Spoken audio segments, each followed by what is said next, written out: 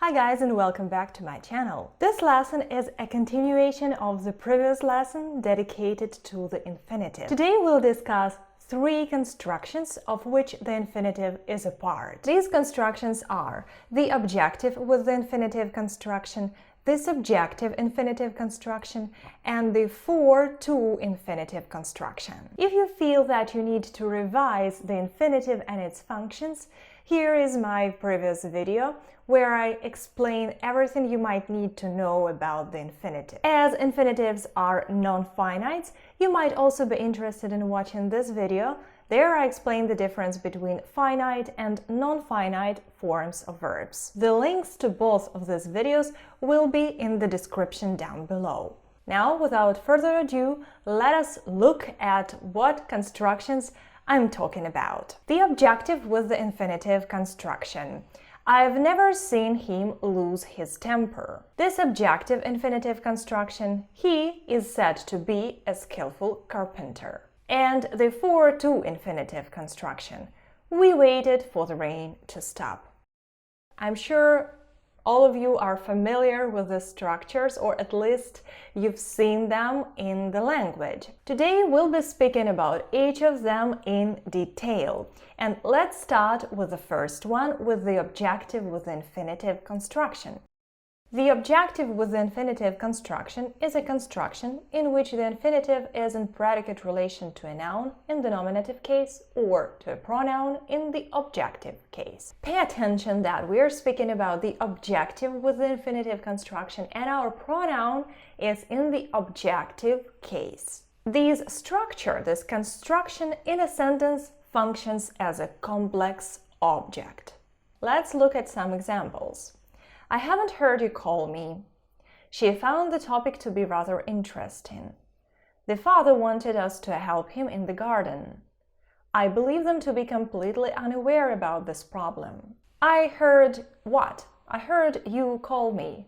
She found what? The topic to be rather interesting. The father wanted what? He wanted us to help him in the garden. I believe them to be completely unaware about this problem. I believe what? Them to be completely unaware about this problem. These are all complex objects, and the infinitive is a part of them. When do we use the objective with the infinitive construction? First and foremost, we use it after verbs denoting sense perception, like to hear, to see, to watch, to feel, to observe, to notice, and so on and so forth. And as I explained in my previous video on the infinitive after these verbs is bear, that is used without the particle to. Note that only the simple infinitive active is used after these verbs. If the meaning is passive, participle to is implemented. Let's see. I saw him put the letter in his drawer. Put is the simple indefinite infinitive. He did it and I saw it. I saw him put.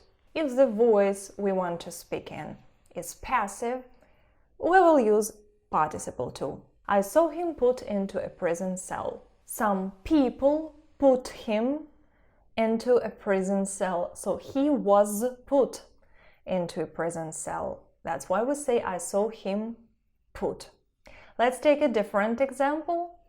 We heard the girls sing some folk songs in the backyard. The girls sang some songs. The active voice, and that's the simple active infinitive. We heard the girls sing. Now we heard some folk songs sung in the backyard. The songs were sung, so we heard those songs sung. Sung is participle to. We cannot say I saw him to be put into a prison cell, and neither can we say we heard some folk songs to be sung in the backyard. We must use participle to if we want the passive voice. Now, when else can we use the objective with the infinitive construction? We can use this construction after verbs denoting mental activity, like to know, to think, to believe, to consider, to suppose, to expect, to imagine, to feel, to trust, to find, and so on and so forth. all those verbs that express what's going on in our heads. We believe them to be good friends. If you suppose him to be lonely, you are mistaken. Nobody expected her to come. We use the full infinitive here, but please note that using this construction after the verbs expressing mental activities and mental states is more common for literary style. Compare these two sentences. I know him to be a good man, and I know he is a good man. The second sentence, I know he is a good man, is more appropriate for colloquial English, whereas the first one, I know him to be a good man, is a more beautiful sentence, and you will rather read such a sentence in a book than hear it from people around. Another thing to mention here is this. If the doer of the action denoted by the infinitive is expressed in the subject of the sentence, the corresponding reflexive pronoun must be used. Let's look at the examples. Jane believed herself to be right. The doer of the action is Jane, and she believed that she was right. Yeah? We use the reflexive pronoun to show that Jane's action was directed onto herself. And Michael considered himself to be the best candidate for the position. We don't say Jane believed her to be right because the idea of the sentence is not clear. Who is this her? Are we talking about another female? Or are we still talking about Jane? To get rid of this ambiguity, we use herself because we need to show that Jane holds that belief about herself, right? The action was directed onto her, not onto another woman. And one more thing to note, there may be used as a nominal part of the construction. So you can say, I want there to be no confusion. The subject has the right to take legal action in the event they consider there to have been a breach of their rights. You can get more information on there as an empty subject or a placeholder for the subject in this video. Here we speak about untypical sentences, sentences that have untypical word order, in particular sentences that start with there and it. So if it's something that you might be interested in, please follow the link here or in the description to this video. Now, with the verbs to think, to consider, to find, and their synonyms, the same idea can be expressed without any infinitives. Let's see. He found her attractive. Using an infinitive there is not a must, but of course you can say he found her to be attractive. Let's take a look at this sentence. She considers herself a professional, doesn't she? Or she considers herself to be a professional, doesn't she? It's up to you whether you want your sentence to sound more formal, more elegant, if I may say so, or if you want it to be a more colloquial sentence. We also use the objective with the infinitive construction after verbs of declaring, such as to declare, to report, to pronounce, to announce, to proclaim, etc. For instance, she declared him to be the most arrogant man she'd ever met. Scientists have pronounced the fauna of the island to be unique. People reported this car to have been seen in the neighborhood. This herb has been reported to be capable of producing a wide range of adverse reactions. The USA declared itself to be independent from Great Britain on the 2nd of July, 1776. The objective with the infinitive construction is also used after verbs denoting wish and intention, such as to wish, to want, to intend, to desire, to mean, to choose, and so on and so forth. He wanted me to meet his sister. I didn't mean you to translate the whole text today. She wished her book to be published in German. He didn't want his sons to be taken away from him. I don't choose you to stay here alone. The objective with the infinitive construction is used after verbs denoting feelings and emotions, like, to dislike, to hate, to love, cannot bear, would like, would prefer, and so on and so forth. I'd like you to wait here for a moment. She hates her cat to be petted by strangers. He cannot bear his wife to humiliate herself. Our friends like their groceries to be delivered to their home. Your parents would prefer you to stay out of this. Another group of verbs after which we use the objective with the infinitive construction is verbs denoting order, permission, and inducement, like to order, to permit, to allow, to disallow, to have, to make, to let, to get, to cause, and so on and so forth. Examples: he ordered the tickets to be delivered to his office. They didn't allow their names to be mentioned in the article. I won't have you speak to me like that. Strong wind caused her to wake. My friends made me forget all my troubles. Don't let the children play games for too long. You may notice that some of these infinitives are bare infinitives, others are full infinitives. Why? Well, that is determined by the particular word that precedes the infinitive. For instance, in the sentence, I won't have you speak to me like that, we must use the bare infinitive after the verb to have somebody do something, not to have somebody to do something. I won't have you speak to me like that means I will not allow you to speak to me like that. The same is true for the sentence, my friends made me forget all my troubles. We use the bare infinitive after the verb to make. The synonym of to make here is to force, but to force is followed by the full infinitive. Let's try to paraphrase the sentence. My friends forced me to forget. Or, my friends made me forget all my troubles. The last sentence, don't let the children play games for too long. Let also takes the bare infinitive. We say, let somebody do something. Please note that the objective with the infinitive can be used after the verb to suffer, when the latter means to reluctantly allow somebody to do something in positive sentences and to be unable to accept in negative sentences. Let me illustrate that with examples. She suffered him to kiss her hand. This sentence means that she reluctantly allowed him to do that. She didn't want him to, but she forced herself to accept that kiss. He couldn't suffer his best friend to be wrongfully accused.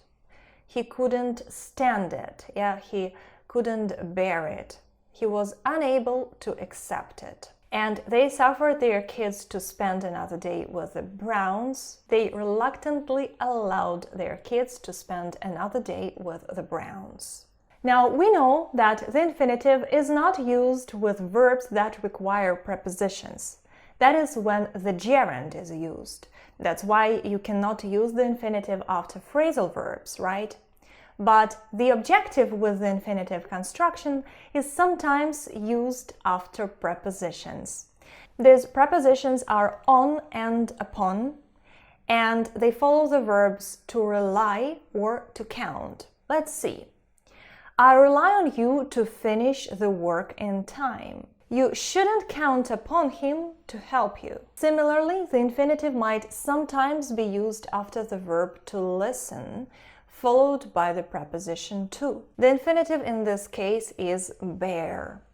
We were listening to the president speak. He listened to her sing a sad song. Now, this was the objective with the infinitive construction. We use it as a complex object after a list of verbs that we have already discussed. Now let's get down to the subjective infinitive construction.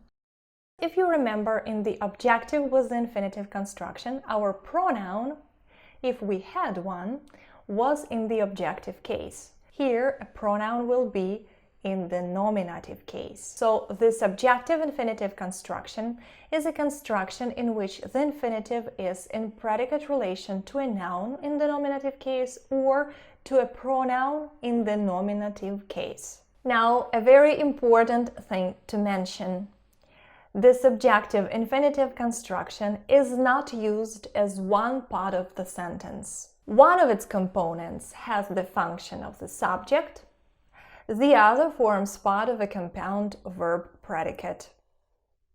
Let's see. The boy seems to be very smart. The boy is the nominal part, and to be very smart is the verbal part. Together they form one construction, the subjective infinitive construction. Let's look at more examples. James is considered to be the best carpenter in this town. James is the nominal part, and to be the best carpenter in this town is the verbal part of the same structure, and together they form the subjective infinitive construction divided by the verb. This manuscript is believed to have been written in the 12th century. The same. The manuscript is one part, and to have been written in the 12th century is the other. The drone is reported to be flying north. The drone is the nominal part, to be flying north is the verbal part. Again, I want you to pay your attention to different infinitives that we have in all of the sentences. In the first sentence, it's the simple infinitive, to be. In the second, it's the perfect passive infinitive, to have been written. And in the third sentence, it's the continuous infinitive or the progressive infinitive, to be flying north. Check that video for more information. Now let's compare the subjective infinitive construction and the objective-with-the-infinitive construction. James is considered to be the best carpenter in this town. This is the subjective infinitive construction. I consider James to be the best carpenter in this town. This is the objective-with-the-infinitive construction. It functions as a complex object in this sentence. And the subjective infinitive construction functions as a complex subject. When do we use the subjective infinitive construction? This construction is used after a range of verbs in the passive voice. First and foremost, we're talking about verbs denoting sense perception, like to see, to hear, to feel, to watch, and so on and so forth. For instance, Alice was seen to leave the office at 5 p.m. Giraffes have been heard to communicate using various sounds. If we need to express a process, participle 1 will be used. The burglars were heard approaching the house. The students were seen smoking on the premises of the university. The burglars were heard doing what? And the students were seen doing what? Participle 1 is used to denote a process. Another group of verbs is verbs denoting mental activity, again, like to see, to think, to consider, to know, to suppose, to believe, to regard, to presume, and so on and so forth. Joseph was thought to be the best in his class. The cathedral is supposed to have been built in the 18th century. The structure be supposed to is synonymous to should. It is used to speak about what somebody should do according to the rules, or about what is expected to happen. More information about should and its synonyms you can find in this video. The children are supposed to be at school till 3 p.m. Dramas are supposed to make the viewers cry in the end. The mop is not supposed to be stored in the pantry. The structure be supposed to can show us the contrast between what is expected to happen and what actually happens, like in the second sentence. Dramas are supposed to make the viewers cry in the end, but not every drama does that. Or, this particular drama doesn't make us cry, though dramas are supposed to make their viewers cry. Another verb in the passive voice after which we use the subjective infinitive construction is the verb to make. The captives were made to say the truth. At 8 p.m., the kids were made to go to bed. Bob was made to apologize to the teacher for his behavior. Pay attention, the infinitives here are full. With verbs of saying in the passive voice, like to say, to report, to announce, to declare, etc., we may also use the subjective infinitive construction. Tea is said to have been discovered some 5,000 years ago. The moon was said to be in Libra when Rome was founded. The kidnappers are reported to be asking for a ransom of $50,000. The exhibition was announced to be held in March. Now, the subjective infinitive construction may be also used with some verbs in the active voice. First of all, these are the verbs to seem and to appear. It seems to be raining outside. The dog seemed to like this game. He seems to have been a talented writer. These two verbs are synonyms, though appear is a little bit more formal than seem. Another verb that is used in the active voice and not in the passive voice is happen. She happened to be driving home when the earthquake hit. If you happen to say Michael, tell him I miss him. Another couple of verbs that are used in the active voice and can be used with this construction is to prove and to turn out. For example, the lecture turned out to be very interesting. You cannot put all these verbs that you see now on the screen into the passive voice, however hard you try. Now, the subjective infinitive construction is also used with the constructions to be likely, to be sure, and to be certain. Let's see. They are sure to declare war. She is not likely to quarrel with him because of this accident. Such decisions are certain to disconcert a lot of people. Don't worry, he is sure to come. All these sentences have future reference, so we are talking about something that we expect or consider likely to happen in some future. That's why we'll mainly see the indefinite or simple infinitive after these structures and not the perfect infinitive, as we are not talking about something that happened before. Now, the third structure with the infinitive that we're here to discuss today is the For-To-Infinitive construction. This construction is very common in English. It is used when the doer of the action expressed by the infinitive is different from that of the main verb, of the predicate. For instance, we can say, my idea was to go to the museum. I'm talking about myself, and going to the museum is the action that I or I and somebody else will perform. But you can also say, my idea was for them to go to the museum. That means that the subject, I, will not perform the action. Somebody else will. The For-To-Infinitive construction consists of two parts, a nominal one and a verbal one. A nominal part contains a noun in the common case or a pronoun in the objective case, and the verbal part is the infinitive or infinitive phrase. So the definition of the For-To-Infinitive construction is this. The For-To-Infinitive construction is a construction in which the infinitive is in predicate relation to a noun or a pronoun and is preceded by the preposition for. Let's look at some examples. It is important for us to leave as early as possible. It is a shame for him to be in such an awkward situation. Her idea was for us to rent one big house. It's important for there to be a fire extinguisher in every apartment. Pay attention that we can use a there here, yeah? For there to be a fire extinguisher, or for them to have a fire extinguisher in their apartment. When will it be convenient for you to call me back? So once again, the doer of the action expressed by the infinitive is different from the doer of the action expressed by the predicate. The For-To-Infinitive construction may have different functions in the sentence. First of all, it can function as the subject, often with the introductory it, or as we also call it, the dummy subject it. So we have it is, was, will be, would be, plus an adjective or a noun, plus the For-To-Infinitive construction. It is harmful for the battery to be in the sun.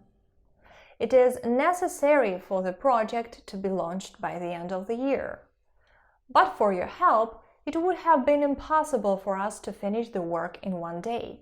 It was a mistake for you to take out a mortgage. For us to miss this chance would be a catastrophe. In all of the sentences, this construction plays the role of actual subjects because it is just a placeholder. The actual subject is the for-to-infinitive construction. Let's take a look at the first sentence. It is harmful for the battery to be in the sun. For the battery to be in the sun is harmful. Okay? And as you see, we can have both adjectives and nouns in here. For example, we can say it is harmful, it is necessary, it is impossible, it is plus any other adjective you might need. We can also use a noun, like in our last two examples. It was a mistake, or it would be a catastrophe. Yeah? The last example, where we have the for-to-infinitive construction at the beginning of the sentence, is not very common, though it's absolutely possible to put this structure at the beginning. The for-to-infinitive construction can also function as the predicative. I'll remind you that the predicative is a part of the compound predicate. Our aim is for the newcomers to adapt to their new home as quickly as possible. That is for you to decide. My idea is for us to dedicate 2 days a week to learning English. The plan was for us to stay in London for another fortnight. Let's compare these two sentences. The idea was to steer away from that place, and the idea was for you to steer away from that place. In these two sentences, we have the same subject, the idea. Also, in both of them, we have compound predicates. In the first sentence, the predicate is was to steer away from that place. And we see that the infinitive is used as a part of the predicative. In the second sentence, the predicate is was for you to steer away from that place. Here, the for-to-infinitive construction is used as a part of the predicative. Now, the for-to-infinitive construction can also function as an object. Examples. The speaker asked for the lights to be turned off. The counselor waited for her client to finish. I hope you won't think it's strange for me to ask you for a favor. You can put a question "what" to those yellow parts of the sentences, right? The speaker asked what? For the lights to be turned off. For the lights to be turned off is a complex object. Let's compare these two sentences. Everybody waited for him to speak, and we all wanted him to begin. In the first sentence, for him to speak is the for-to-infinitive construction used as a complex object. And in the second case, him to begin is the objective with the infinitive construction used as a complex object. So the structures are a little bit different, but their functions in the sentence are the same. The for-to-infinitive construction can function as a complex attribute. We can find it after nouns and words like anybody, anything, nobody, and so on and so forth. The best thing for you to do is to leave now. There is no need for us to be anxious. There is little we can do anyway. There is nobody on the playground for the kids to play with. I'm going to the supermarket. There is nothing for the cat to eat. She must find somewhere for them to work in silence. There was nothing for her to do but agree. The for-to-infinitive constructions here, those pieces of the sentences highlighted in yellow, characterize the preceding nouns. They are the attributes of those nouns. The for-to-infinitive construction can also function as different types of adverbial modifiers. First of all, it can function as an adverbial modifier of purpose. Let's see. They left the torn rug in front of our door for us to see what our dog had done. I left some soup on the stove for you to eat for lunch. He stepped aside for her to pass. They worked hard for their kids to have a promising future. And I did my best for you to get a grasp on the infinitive. The for-to construction can function as an adverbial modifier of consequence or result. This sack is too heavy for me to lift. This region is too unstable for you to go there alone. There are too many people on the beach for it to be cozy. Too much time has been spent on this project for it to be abandoned now. It's not warm enough for the kids to go out without their hats and gloves. Is the room big enough for us to place the piano in it? So as a complex adverbial modifier of consequence or result, the for-to-infinitive construction is often preceded by to or enough. Remember that to goes before an adjective or an adverb, too heavy, too hard, too difficult, etc.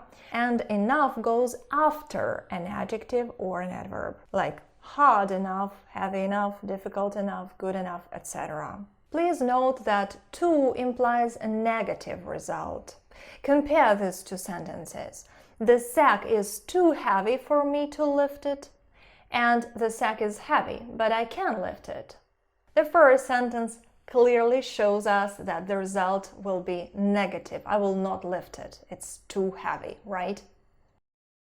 That's all for today. I hope you found this lesson useful. Subscribe to this channel if you don't want to miss my other lessons. Leave your comments down below and see you in the next video.